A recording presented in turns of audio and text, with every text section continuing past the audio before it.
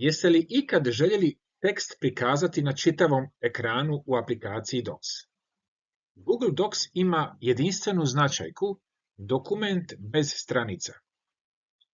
Odemo u izbornik datoteka, potom odaberemo postavljanje stranice, kliknemo na bez stranica i u redu.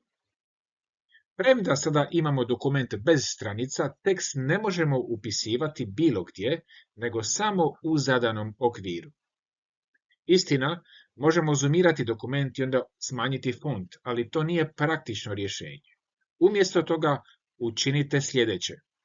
Ubacite jednu ćeliju tablice u dokument. Odemo na umetni, potom odaberemo tablica i jednu ćeliju. Sada rastegnemo ćeliju lijevo, desno i dolje.